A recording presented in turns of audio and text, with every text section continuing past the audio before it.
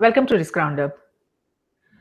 Technology has always played an essential role in human work, progress, and advancement.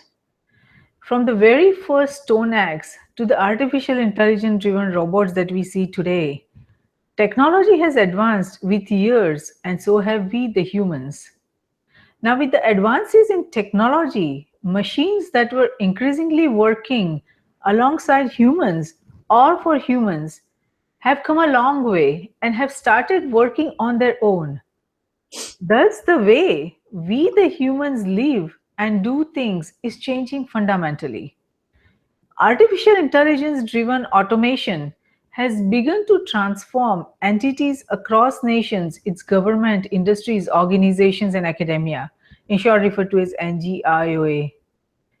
However, the real question is whether we, the humans today, are ready and prepared for the fundamental transformation brought on by artificial intelligence, in short referred to as AI, and whether the fundamental transformation makes social and economic sense. Now, when we evaluate AI based robots, we are already witnessing companion robots for elderly care, service robots for personal and domestic use, and so many more other categories that are on the way that are driving the fundamental transformation. Now, while there are reports that have shown that robots can have a very positive impact on elderly care, there are also many reports that forecast large number of human jobs becoming obsolete. Now, even as some studies are already underway to understand the effects of artificial intelligence on human society in general, its effects on the economy, industries, businesses, security, war, and peace needs to be properly evaluated. Now, to discuss this further, I'm delighted to welcome Joanne Pransky. Joanne is identified as world's first robotic psychiatrist and is a robotics industry ambassador. Welcome, Joanne. We are delighted to have you on Risk Roundup. Thank you so much for having me, Jayshree. Wonderful, Joanne. So, Joanne, as we the humans aim for broader capabilities that are way beyond our intelligence and capabilities, the rapid rise of robots and artificial intelligence will undoubtedly create complex societal implications that will likely be beyond our capabilities to manage if we are not prepared. Now, well, there are many public and private initiatives and entities that have gotten into AI and robotics arm race. There is very little effort to understand the implications we, the humans, will face in the coming years. This is a cause of great concern. Do you think we are informed and prepared about the impact robotics, AI, or machine intelligence could have on our very survival? So I think that the future is widely unknown, and there are a couple of things that we have to understand. Number one, the rate that technology is increasing and the future of AI and robotics, in my eyes, is inevitable. And as you've mentioned, we can either use it to our benefit and to have it more positive in our lives, or we can use it as humans negatively and to a detriment. And that's why I like to focus on, it's not the robot so much that I'm concerned about, it's more about the human users. So in my industry, it's ROS, Robot Operating System, and I'm trying to get people to focus on the human operating system, or HOS, because it's up to each individual or group or company, but it's always comprised of a human, to ensure that they have the proper morals and ethics before we go forward using technology.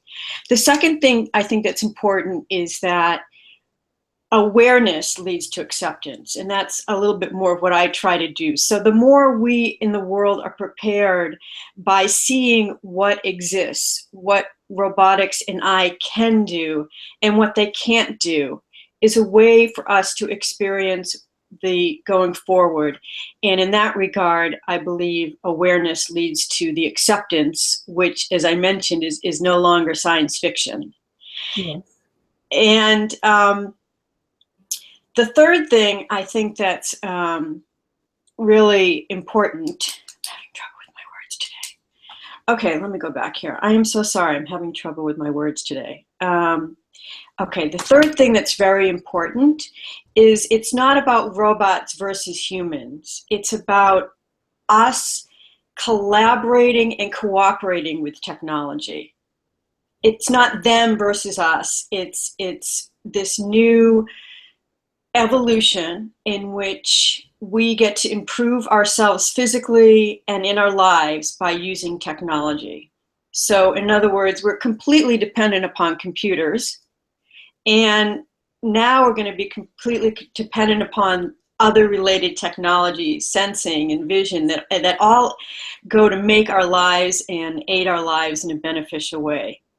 So, for example, if there's a brain implant out there that prevents me from getting Alzheimer's or Parkinson's disease or any other disease, I would love to prolong my life and to avoid those. Who wouldn't?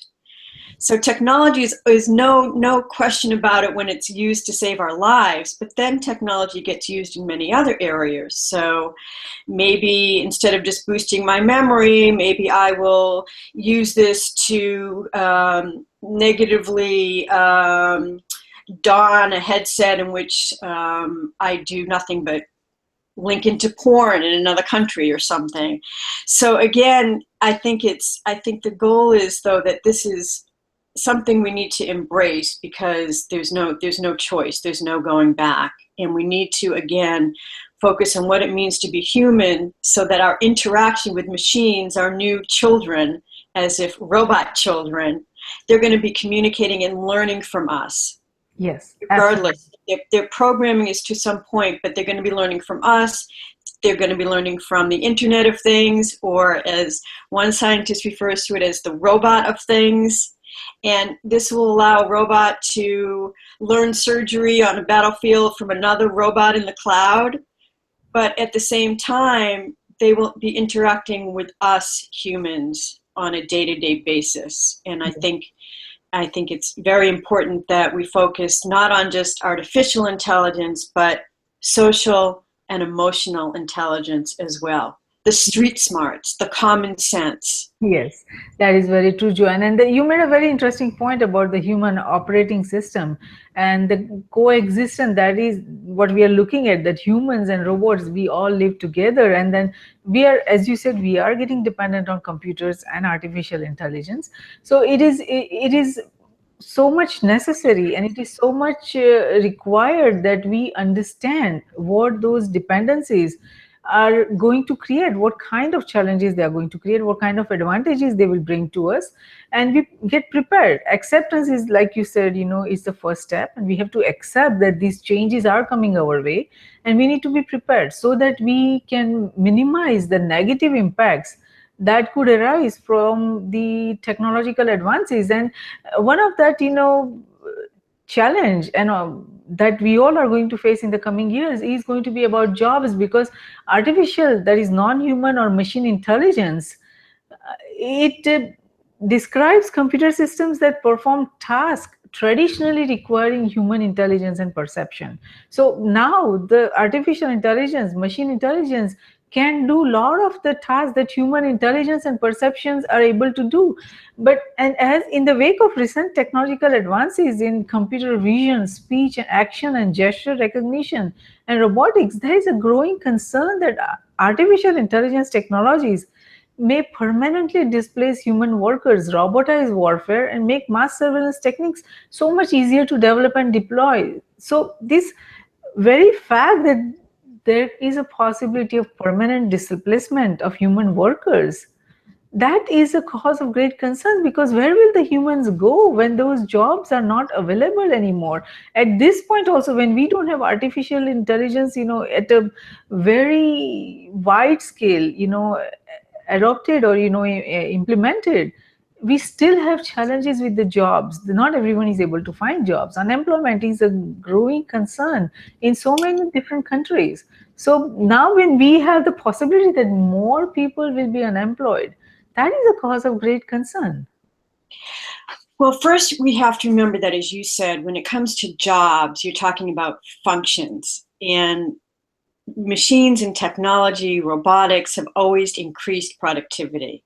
they replace functions, but not jobs. So the second thing I think is important is we read headlines, robots replace jobs, which I believe is very, very inaccurate. Um, like I said, robots have always, in technology, automation has always increased productivity.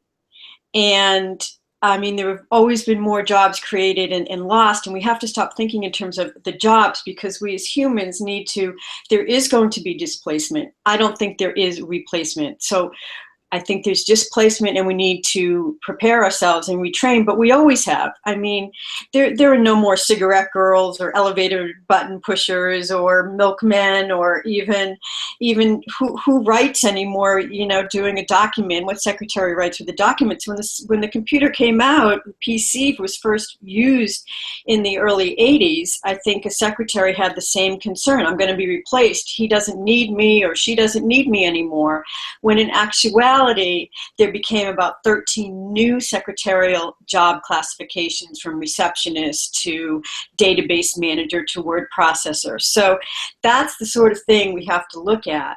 And we also have to remember that again, this doesn't happen overnight. I mean, with autonomous vehicles, even today in the newspaper, there was a headline that there's going to be an autonomous truck being able to deliver. So today, it's not like you wake up and there are no more truck drivers, but slowly, and yes, this may create newer jobs. For example, we have to look at downstreaming. So when I say increase of productivity, what I mean is that the initial job, perhaps, of driving a truck may at some point no longer be a job to have. But down the road, there are so many more functions for a human to do.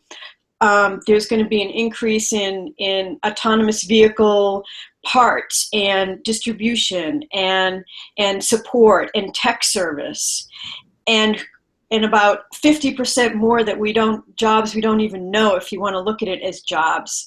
I mean, who would have ever predicted just a couple of years ago, within a year, there'd be like a Yoast SEO specialist, or BlackBerry or Raspberry Pi engineer. I mean, these things are happening very quickly, including perhaps even the future for robotic psychiatrists. So I look at it all as productivity. I don't look at it as jobs and what's going to happen to us. I mean, we all need to continually train ourselves and retrain ourselves in technology every day, even if it's not as a daily exercise, but there's no end to technology. It's ongoing. Once we finish a project, it's not a matter of, technology's never finished, it's just at the next stage.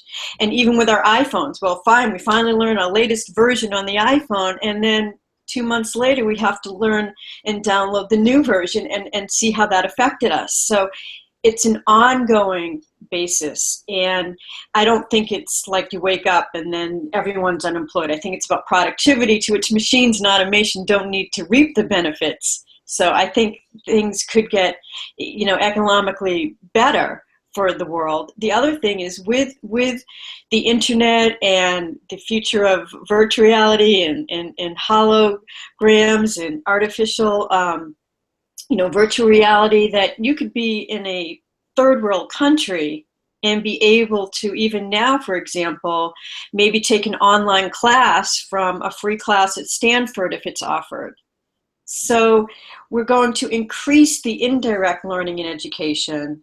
But yes, there is going to be some changes in our economy, but we've always, I think whether it was farming, to which 50% of the population were farmers, now that's less than 5%, to the horse and buggy, to the look at the automotive. It would be like if I was to say in decades and decades ago, well, I'm in a factory and I'm manually putting cars together, and then automation comes in, I'm going to be out of a job. But yet the economy is going to improve, because you're going to have automation that makes things faster and with improved quality and at a much better rate than a human doing it. And that's what I think we have to remember when it comes to humans, that robotics and automation are there to do some task or function a human doesn't want to do or isn't able to do it as well as automation. We call those dangerous, dull, or dirty tasks.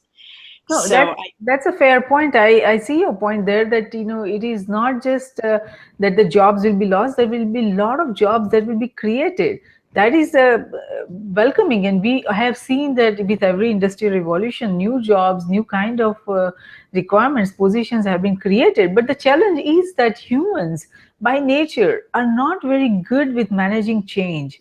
We don't have the systems across nations that are set up for this kind of change management, to have rapid training and retraining programs, or to give that kind of assistance to humans, that okay, today these skills are not required and these skills are are available, these kind of skill set jobs and are available, so let's train you quickly so that you can quickly move on.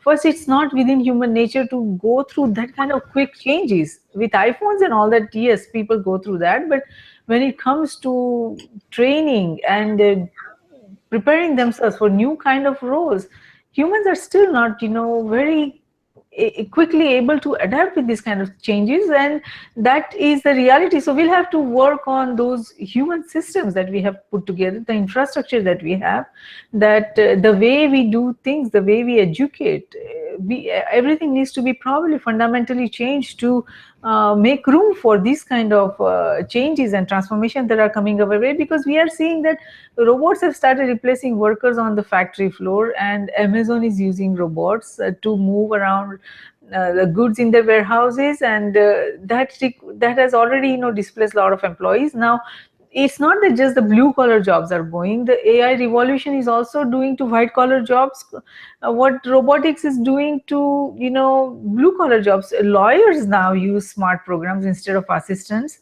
to research case law, and even magazines like Forbes, they're using AI program called narrative science rather than reporters to write stories about corporate profits. So there are a lot of changes coming, and uh, so a lot of people are concerned that the robots are not replacing human jobs yet, but they are just displacing. And like you said, there are a lot of different jobs are available, but at the same time we have to look at what happens to overall the broader society when robots replace worker.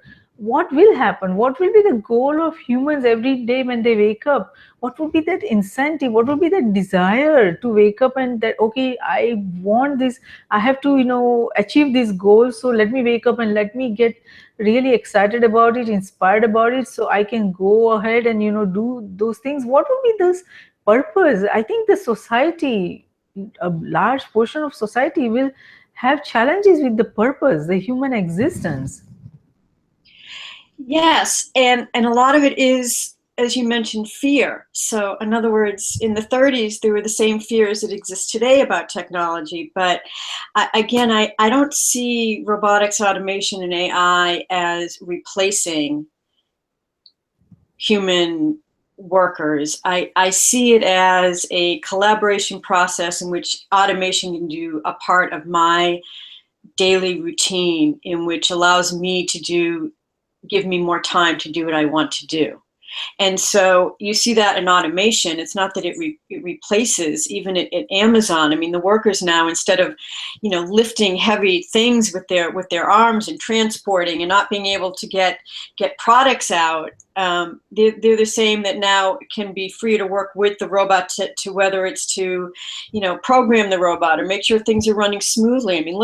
I mean, we can get things like soon by drone in an hour, by Amazon. So, and then the cost of goods come down, and which gives more money in the economy.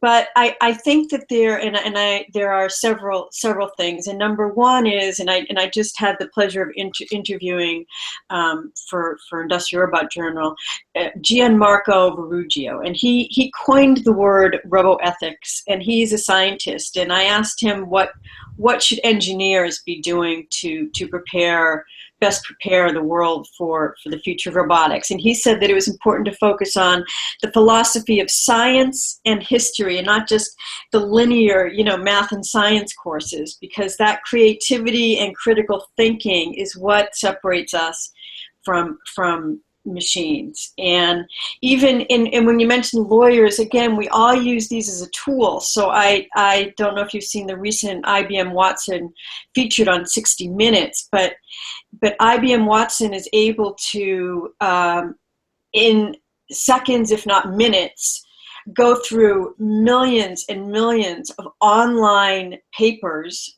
that are published every day that no human can keep up with, to help try to come up with an individualized cancer therapy. So we use tools, even as a lawyer. I mean, we use the data, right? We can't process as much as well as a machine can. That's why we have a computer, right? Instead of trying to do Excel spreadsheets manually or whatever. So even a lawyer can use the data it's derived maybe to help a brand new precedent or a new case. So I think that hopefully we will be able to make this transition. But I think two skills that are valuable in the future is understanding face-to-face human communication. And I've joked that a job of the future is, wanted 40 hours of human face-to-face time, because even though we have all these indirect, including fabulous telepresence robotic systems or devices that allow us to work from home and meet with a mobile robot, I think that understanding that and having the creativity and collaboration that comes between humans in a face-to-face situation where you have this is very unique. And I think that's hopefully, maybe if automation and robotics are doing all my work, maybe I can, all the work I don't want to do, maybe I can have more time for the one-to-one communication. And there's an excellent book by Sherry Turkle, and it's called Reclaiming Conversation. And it is just a must-read for understanding the sociological and psychological impacts of the future uses of computers and robotics. Yes, no, that definitely would be a good read. And you made a good point that we all have to prepare ourselves. And like you said, the IBM Watson, it would play an important role in the diagnostic. And you said, like, you just suggested, identify the personalized cancer, diagnosis, or how to treat that. That again, we are going to probably cover that topic in our coming roundups, and it's going to be very interesting to discuss. I mean, it is going to be controversial about how that approach of personalized medicine or personalized identification based on the research part. I get that it's very useful to have artificial intelligence scan all these research documents very quickly, which human don't have capability. But the personalized cancer treatment and all, that's I would love to talk about that in the coming episode. But that again, based advances like that, and also longevity medicine, life extension,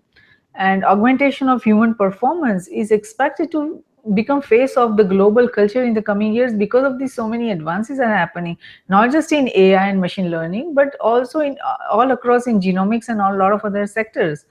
uh, so the questions like whether common citizens will have the right to, for example, enhance their memory or augment their intelligence or maximize the pleasure or even change their physical forms on demand will come to the forefront and likely become a human rights issue. Because at this point, probably when all these advances are available, it will go to the people or humans that have the resources, that are able to afford that.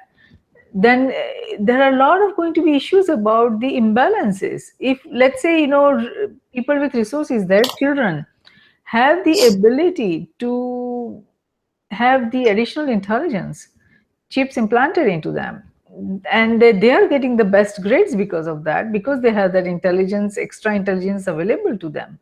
Whereas the other students who are coming from common families that they have not been able to afford, they won't be able to have that. So how are we going to level that playing field?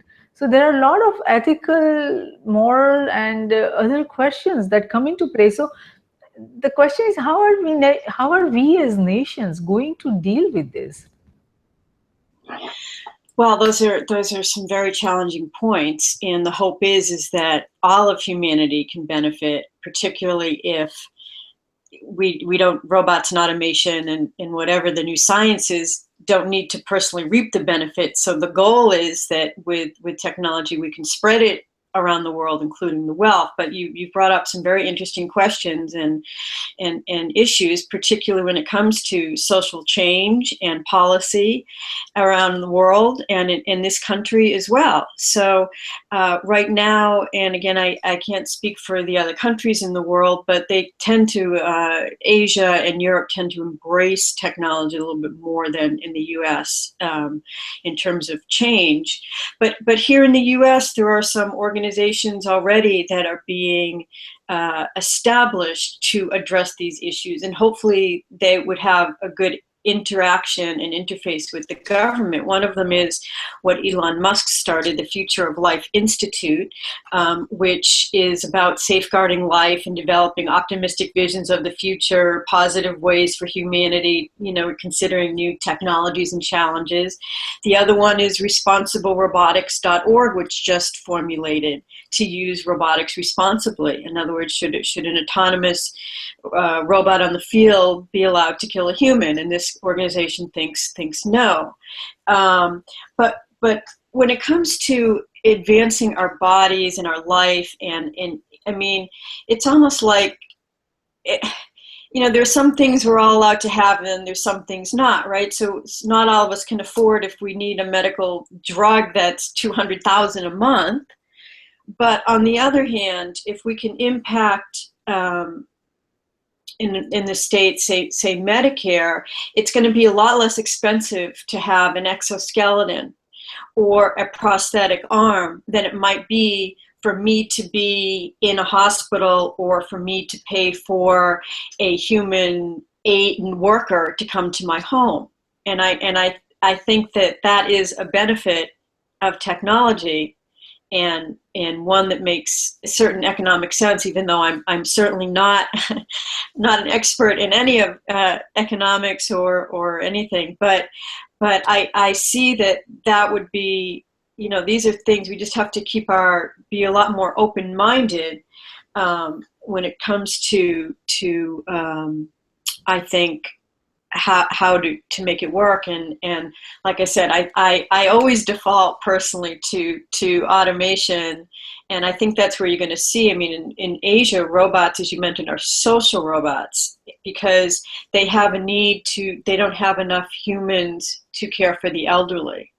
And there was just recently another article that has social robots to fill the void of loneliness in Asia, where like a large percent of the population is just one or two people. And I've always thought that even 30 years ago, when I came up with robotic psychiatry, I thought the number one use of robots in the future would be to cure loneliness. This is inevitable. So getting back to how everyone can benefit, well, you have third world countries now that have internet, right? I mean, so who would have thought if we had this discussion 20 years ago or 30 years ago but it becomes pervasive, and certain things happen. I mean, they may not, unfortunately, we still have to remember, Maslow's hierarchy of needs, and that we as humans, as long as we're human, and that's going to be a question of the future, we need to survive. We need food and water. But I think that, like, it'll be less expensive to have a 3D printer to print my food, and to also print housing in Africa. With robotics, just doing a final assembly and a 3D printer printing the pieces, make it very inexpensive. Yes. Definitely, there is a cost benefit to that. And there is people would say that it's going to cut so much cost, it will increase productivity. All those benefits are there. There is no doubt about that. So it makes economic sense from one, if you look at from one perspective. But at the same time, right, because this is a new technology, there is lots and lots of research and development that needs to be done. So there is a lot of investment that is also necessary, that we need to pour in a lot of money to be able to have these advances. So initially, in the coming years, maybe we won't have that much economic impact, But as we grow further, there is going to be huge economic benefit because of these technological advances we are seeing, and the challenges are mainly social. Overall, when we as we go forward, we will see a lot of positive economic benefits, but the social impact is the one that we have to be concerned about, because this impact of robotics technology is very difficult to envisage. And as nations, we have welcomed technology with each industrial revolution, but this revolution is very different as it starts eliminating the role of humans. Because if you look at agriculture, when the tractor came, for a farm laborer, it was a very welcoming change. But that tractor, it was assisting the farm, laborer to uh, do things in a speedy manner, and they won't get tired. They will be able to do more stuff because of the speed of the tractor and because of the advantages it brings. But that is different now, because the human, it has is out of the picture. There are going to be self-driving tractors, so the humans are won't be necessary, the farm laborers won't be necessary. And there's a lot of investment happening in the ag bots. If you just talk about that specifically, if you just take example of UK, they are investing millions of dollars in agri-tech ag bots and artificial intelligence based advances in the agriculture sector. And if you look at India, there is already so many farmers are committing suicides because of that, and because of the advances, because they are not able to keep up. They are not able to keep up with the automation based industry. It is rapidly changing, so for them they are becoming obsolete, and a lot of them are not able to, again, as a nation, a lot of nations are not able to provide that supporting structure, that supporting system that helps them get through these difficult times and welcome this change, and advance on that. A lot of nations are not able to do that, so it again becomes a change management issue, and humans are suffering. So lot of we see similar lot of automation processes in manufacturing industry, services industry. So the impact of robots on society directly and indirectly is very, very severe. So we have to evaluate which robots are going to be welcoming to humans as a society and which ones are not going to be. From your assessment, which sectors and industries should welcome the robots that are coming their way, and that would benefit their employees, their staff, and their resources, and which ones really need to be careful at this point and start preparing that these changes that's coming to our industry are going to be very, very severe, and we need to start preparing our human resources for these changes. Well, I think in general that robotics, again, in general, in automation benefits all industries if used properly. It is obviously a terrible shame that in some countries, India, that there was suicide over a loss of job. And yes, these are issues that what you're doing is very helpful to the world by running Risk Roundup and all these organizations, and that it's just, but it's not okay also to be, murdering people in the world either. So there are things that we deem as good and bad. But when it comes to, but I'm hoping that that's more and more the exception than the overall other side, in which, in other words, in 1900, as I mentioned, 50% of the US population was farming, and one farmer fed about 2.5 persons. And today, less than 5% of the population is in farming. But thanks to automation, one farmer can feed 155 people. So again, we have to recognize that in all industries, for example, even when you say the factory floor, where, well, if a robotic vehicle or automation helps a worker not having to carry things and extends his life on the job because he's not going to have to take workman's compensation anymore because he's been carrying such heavy loads, which are not humans not meant to do, then that not only improves the longevity of that person, but also the company benefits, the whole productivity benefits as a whole. And I think that we always need to look at two sides. And I think that your awareness of as you mentioned, displacement initially, so that farmer, yes, it is very sad that he wasn't put on the productivity of the downstream, either as a management consultant for what automation should do, or as a trainer for new engineers on what the automation should do, because no one knows better than he the manual process. So, and in companies in America, it's really a misnomer that people are displaced on the factory floor. They just become, they typically don't become displaced. They don't leave the company. They're usually put onto something else that can be, that's needed to be done in a company. And hopefully it's something that's less as rigorous as the farmer that has to do all the farming and put everything on his back and manually make the same production. So I do think it is about retraining, and I do think that, that it would be up to, farming is a very independent operation and entrepreneurship. And again, you get into the benefits of technology that allows like micro businesses around the world for all of us to support. That's another benefit that we didn't see. So for that farmer, that would have been a great if someone could only say, hey, let's get this guy a micro business and see how we can help the rest of the country. Maybe we can pay him to train what automation should do or work for the robot manufacturer. And so, there are two sides. It's not an easy issue, but I do want to reinforce that I think we have to remember how much automation helps us all. We are all dependent on computers, every single one of us.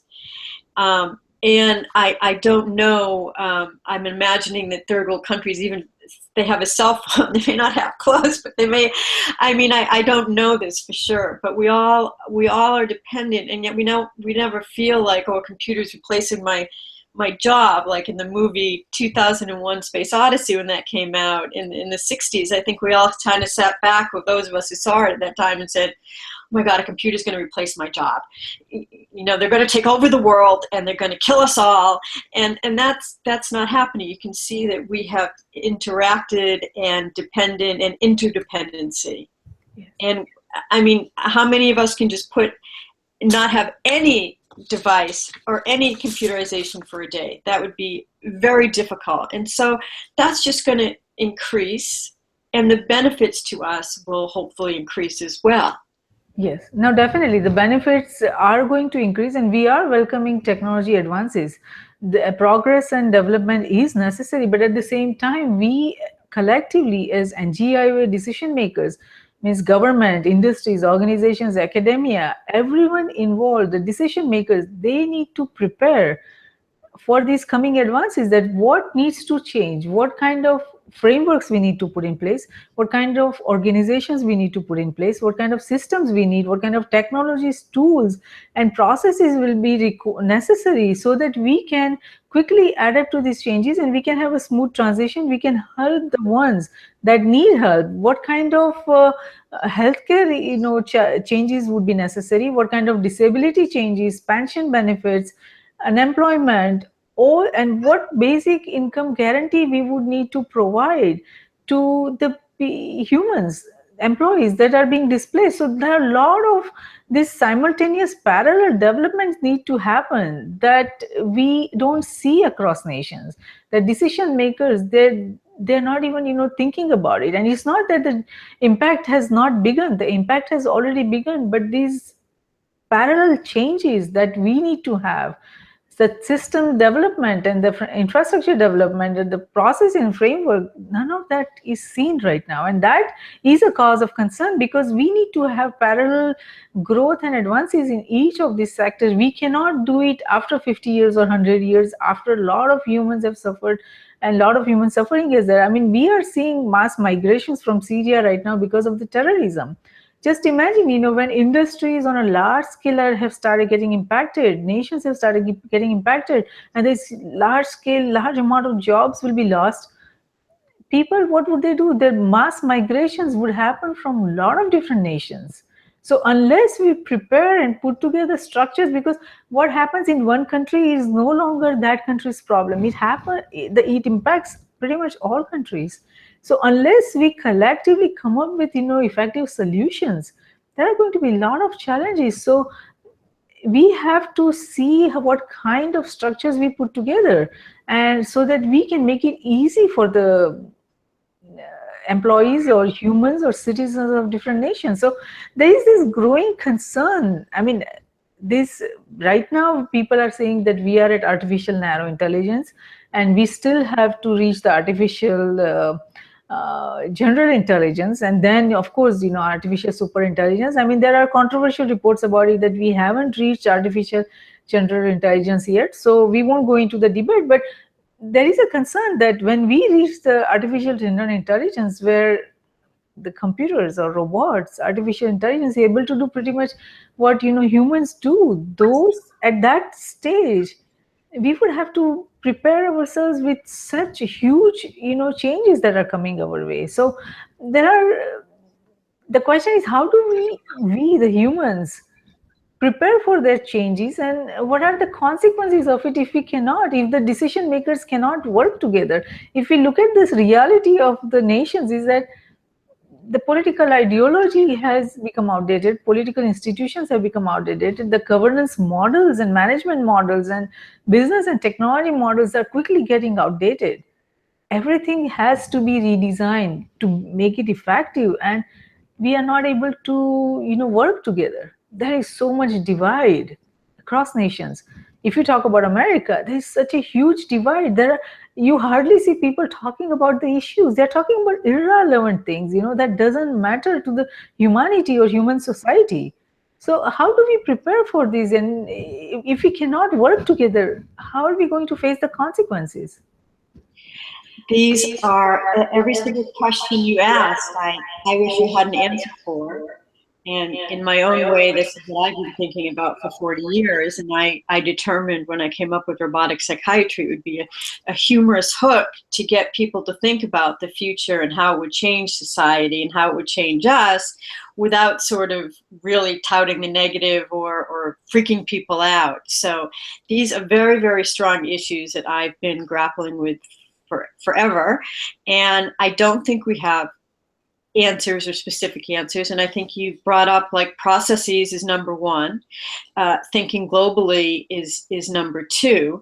And yet I still think that because of all this being inevitable, that we have to come away from, try to hone in on our fears and the definition of AI and AGI and robotics, and not focus so much on the terminology, but focus on perhaps the specific benefit. So if I think, for example, that empathy and sympathy are key to being human and to remaining human, whether they're instincts, whether some of us don't have them due to an upbringing or due to something in our brains, I look forward to, say, a virtual reality in which maybe I can don a headset and unfortunately learn about, say, the horrible war of World War II, what it might be like to actually feel and be in a concentration camp, so that we can teach students who have no idea of anything like that. So that may increase the world, that technology may be used to increase the world's response to human and sympathy, to be able to like I said, to don an augmented reality headset of someone coming over on a ship and trying to migrate and the horrible things, children starving, and that, if it's used properly, again we're coming back to that human operating system, then maybe that would help us in the human empathy and sympathy, and then which would lead to worldwide policy. Yeah. But I still think, see, that the humans, humans are capable of greed and power, which is why we have obviously there's another side to us humans, right? So I'm hoping that as I get older, that I don't have to waste so much time on the negativity, right? I think it's wonderful that we can fall in love and that we can grieve, and I really don't think machines will be able to simulate our similar response, because we want them to. We want our robots to think that they're lonely when we leave them, but we're kind of merging together, so maybe I don't have to grieve to the depth that I have to grieve, or feel sadness to the amount that I feel sadness, if there was some way to improve that. And even now, but we use emoticons, we use videos to show our emotions, so you can see it's not just the technology versus us, it's us recommunicating. It's okay if I verbally tell Siri, BTW comma exclamation point risk Roundup exclamation point new paragraph. This is how we speak. And then at the end, I don't tell you how I'm feeling for the day. I choose a symbol of my emotion. So you can see that we're merging with the technology. And I also think that it's for future generations, though. I think there is a very possible dangerous side, in that if they don't have a basis of what reality is, if their future, like the current generation, I mean, they know what an iPhone is just part of their reality, and as is everything else. But imagine that the upcoming generations are brand new, soon to come, is that they don't know the difference between reality and virtual reality, because their whole life is non-reality. If they can have the best professors come to them with a headset, or they can have, if they want to learn about Paris, they can immerse themselves as if they're at the Eiffel Tower. So these are all wonderful benefits of technology. The same with medicine. If they want to learn biology, they can have a 3D human in front of them and actually choose work on the heart or work on the back or something. So, but then again, what is their reality going to be? What is if they take their headsets off or not? And what is their day-to-day going to be like? And that's where I like to say to parents to read Reclaiming Conversation, to understand what it is to really be human and what it is we need. It's not necessarily that chip to make us be able to think at a rapid rate and process information. If we have machines to do that, I think it's more important to understand the human-to-human communication and what it is to collaborate and what it is to create, and with a human that makes us very unique. Yes, absolutely. So none of what you've brought up, I mean, they're all brilliant topics, and unfortunately there aren't great answers, and we just got to keep on doing what we're doing, and you're showing your risk Roundup to the world, and keep discussing these ideas, and hope that more organizations and more countries take these on. That is the hope. That is the hope, that we create that awareness and we provide that education, because of the decision. I mean, key decision makers that are coming on Risk Roundup, guests like you who are coming, with a lot of wisdom, lot of information, lot of intelligence and strategic knowledge that they have, that what is necessary for us to prepare for these imminent changes that are coming our way as a society. And that's the hope of Risk Roundup. Let's talk about ethical issues that could arise for us humans as we interact with robots. What do you see? What kind of ethical issues or risk or challenges we should be prepared for? Because if you see the laws of robotics, I'm not sure if all the scientists that are working in AI right now, or the organizations, more than scientists, that the organizations, their goal is to follow the law of robotics, because the laws of robotics, it says that a robot may not harm a human being, a robot must obey the orders given by humans, and a robot must protect its own existence. So it becomes very controversial when we see that robots are being designed for the warfare, so that humans don't have to go in the battlefield. and wherever there is war happening, or Iraq or Afghanistan or any other place in the world, that the robot, we can send robots instead of humans. But that itself, brings the fundamental challenges here, ethical issues, that on one side we are designing robots to not harm human beings, and here the robots we are sending to kill human beings, because not all nations are advanced at a stage where they will also have robots and we will also have robots. The nations will send robots to fight with each other's robots. That I think is still a long way to go, when all the nations are that technologically advanced that they all will have AI based robots that will go on the battlefield to fight for their nation. And again, what is the collective goal of humanity by having this AI? I mean, are we going towards still fighting with each other, having the wars, just like what we were doing before AI and before robots? Is there any change supposed to come by this artificial intelligence that we are about to have in a large amount? That we going to go towards a collective intelligence for the benefit of the human society, or are we still going to go through the same power and greed and all those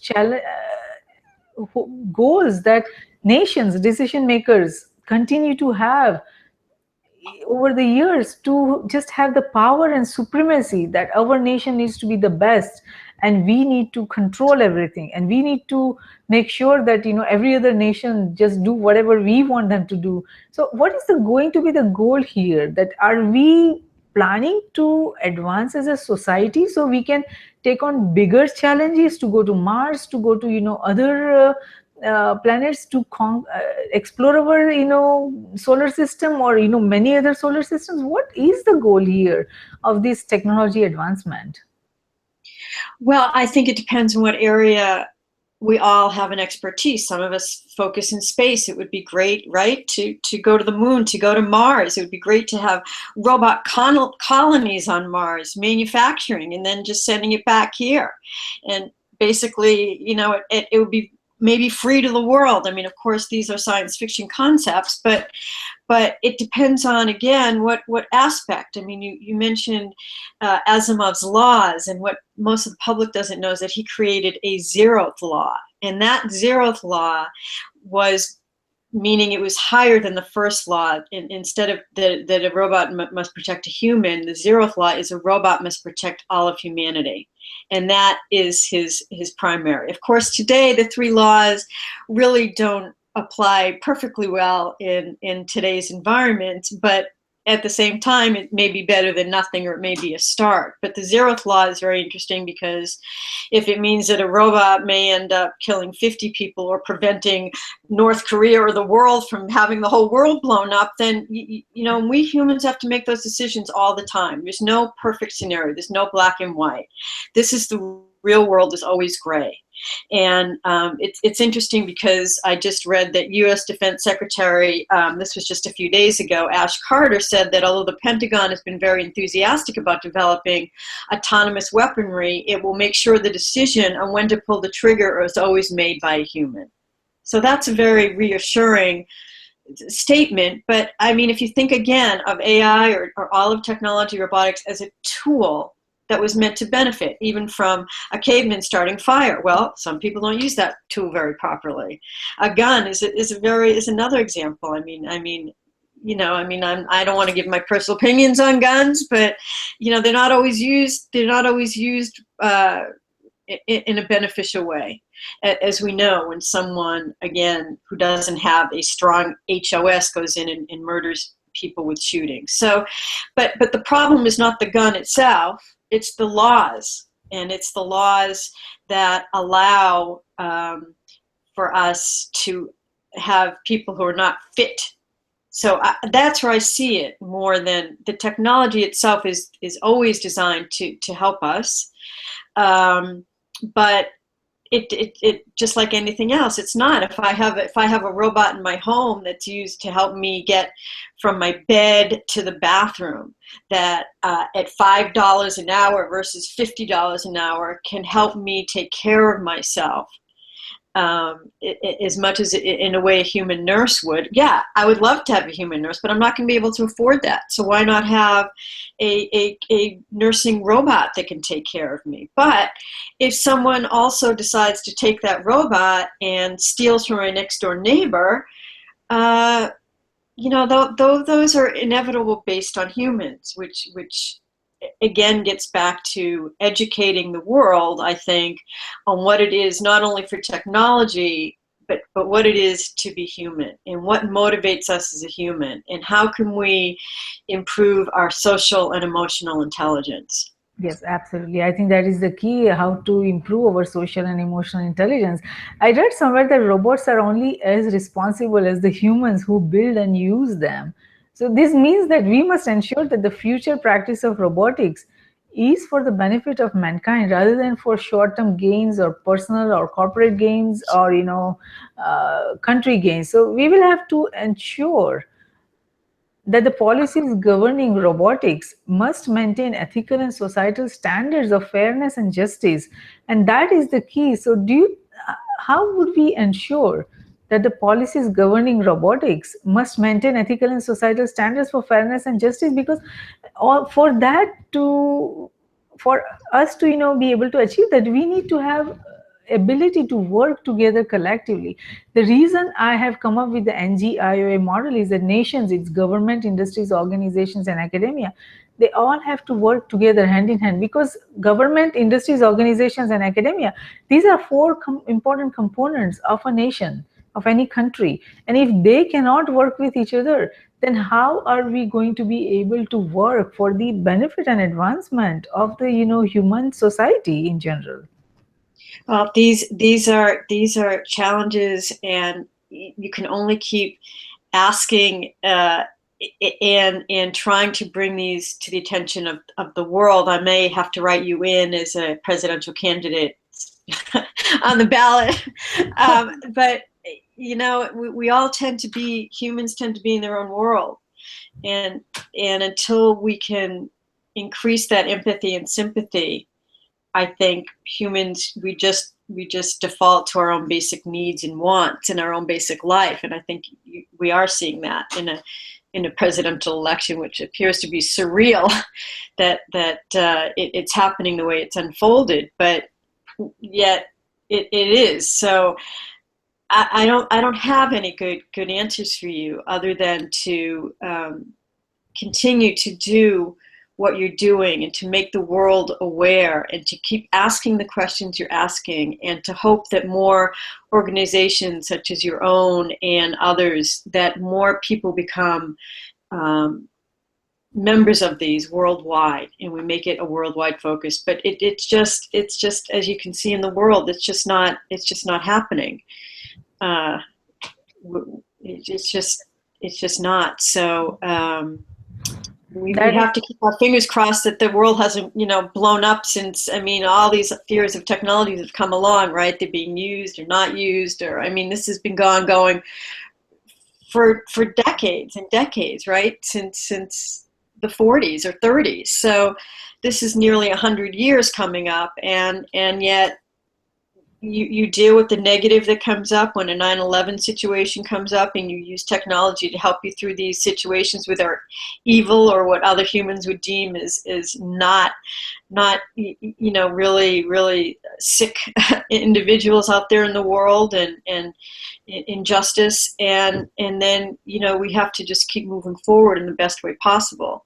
But again, I really believe that the core of this is human sympathy and empathy, and those are I've only said those like maybe 100 times during the interview, but I think it's very, very critical for humanity, and I'm hoping that technology allows us to experience more sympathy and empathy. Absolutely. Those are the key: empathy and sympathy, and it is necessary to talk about it 100 times, probably 1,000 times, million times, whatever amount of times it's required to bring that awareness. We have to keep doing that.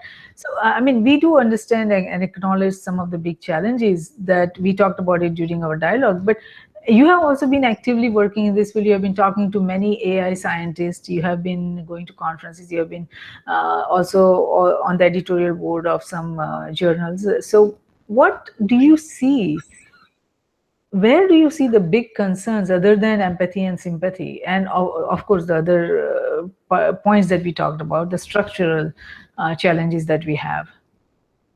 Well, fortunately, I've been able to work with some of the most brilliant roboticists and scientists in the world. And you can't be great. You can't be an IQ of 4,000 creating a new development and then understand that the American public responds to National Enquirer, reads that more. You just can't have both of those worlds. So I've been trying to bridge the gap between that, meaning that I think for engineers and developing scientists, I've tried to make them aware of how the public thinks and acts, which is far different than their typically, wonderful, brilliant mind. And a part of that is coming up with not just an invention or an innovation, but coming up with a solution for technology, a solution for, say, social robots for the elderly, a solution for so that my teenage daughter doesn't have to drive at 16 and a car can drive for her. So specific market uses and specific applications which are for the benefit. Now, with that said, there's a whole area because so there's always the X percent, what I call that when you have something in mind and you create something, you can't control what the use might be. So the same technology that you might use for VR in order to be able, as an educational tool, to allow students to go to the Louvre, for example, or anywhere in the world and experience what's in front of them as if their senses were and their bodies were there the whole time, is that same that would be allowed to use for say sexual enjoyment or individual habits that aren't necessarily very ethical. So we can't always control those things, and that's inevitable, and we just have to figure out a way to come up with laws and impacts. And just so again, it's the human user I worry about most of all than the technologies, which I think are really designed for the benefit and betterment of humanity. It's more the user that hacks. Yes. That and that comes from his environment. So our robot children will learn from us. That's basically how it's going to go. Yes, absolutely. And like you said, it's going to be a lot more complicated with machine knowledge than just a programming of the Asimov's laws or any other laws. It's every environment is going to be different, and there's always going to be challenges, and there's always going to be bugs, and there's always going to be failures, and we're always going to learn from it. And that's why we hope we can, instead of having our robot fail and learn, maybe it can go to the cloud and get that experience already on how to serve me at my table without spilling coffee on me. That's a very simple example. But the real implications to me are how it's used, and while we're and even for us, like how human, I mean, what is it to be human? So if I have a prosthetic or an exoskeleton, or I have a chip implant, what percent is going to be of me is still going to be human? And I think that, say, future grandkids are going to say to their parents, you mean there was a time when marrying another human, just because it was human, was an issue, regardless of their gender or sexual orientation? Because our world is going to be such that we interact with technology, robotics, AI, than we will face-to-face with other humans. I will spend more time with my robotic assistant all day long than I will with anything else, just like most of us are on a computer for X amount. And for most of us, it's the majority of our waking hours. But then again, there's another benefit. I'm hoping that same generation says, you mean you needed sleep to function? Because so we're changing what we are, and I think at the core of it is still to educate children in particular as to how to communicate face to face, and the overall values that society would deem appropriate. And the values, to me, are far more important than the knowledge that one will acquire. Yes, very true, very true. And like you said, just said that now humans are looking for solutions. They are not looking at just developing technology just like that. They are keeping an eye on what is necessary, what needs to be fixed, what solutions are required, what outcome is required, and lot of scientists, lot of good, AI researchers, or any other field of researchers, they are looking at their eye, they are keeping their eyes on the solution, that how do I bring that outcome that we require. And that's where the efforts is, which is really very welcoming. And same for users, they are no longer looking at, okay, these many products are available for this many category, what do I need and what will be the best solution for that, and they are going after that. So that is all happening because of the increased education and awareness and information, and that information and all that is available because of this internet that is free and that is freely available to everyone, and that is creating the society that is informed. And hopefully that's where we have to keep going forward, that we provide more and more information and more education and awareness to make the society overall more empathetic, more informative, more emotional, and more sensitive about ethical issues, moral issues, and about developing an ability that they acquire resources that can help them quickly adapt to the necessary changes that are required because of these technology advances. So let's hope that we are all able to achieve, because all these necessary resources and necessary information that is to prepare ourselves for the coming changes. So thank you, Joanne, for participating in Risk Roundup today. We Thank you for appreciate having me. we appreciate your thoughtful insight on societal impact of robots, robotics, AI, and machine intelligence. And our global viewers and listeners, I'm sure they're going to benefit tremendously from the understanding you help provide on the impact we all will face, not only just today, but also in the coming tomorrow. So even if a single individual or entity can come up with ideas to prepare themselves based on the understanding they receive from this discussion, sorry about that, You okay? based on the understanding they receive from this discussion we had today, the Risk Roundup dialogue has been of service, and we thank you for that. So, as artificial intelligence, robotics, and technological progress will likely redefine the meaning and nature of not only the human species but humanity and human age, it is approaching rapidly to the center of a very fierce debate across nations. While the ability to create autonomous intelligent robots that has reached the category of artificial superintelligence with perception, cognition, and action able to coexist with humans can be viewed as the ultimate and most challenging goal of artificial intelligence, it is important to understand its societal impact on not only individuals but also entities across nations, its government, industries, organizations, and academia, in short referred to as NGIOA.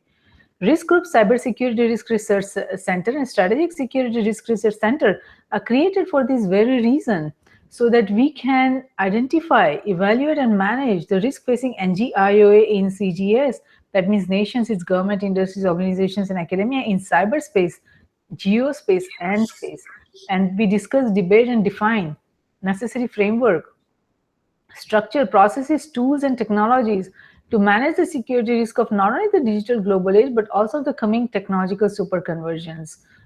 We at Risk Group believe that risk management, security, and peace walk together hand in hand.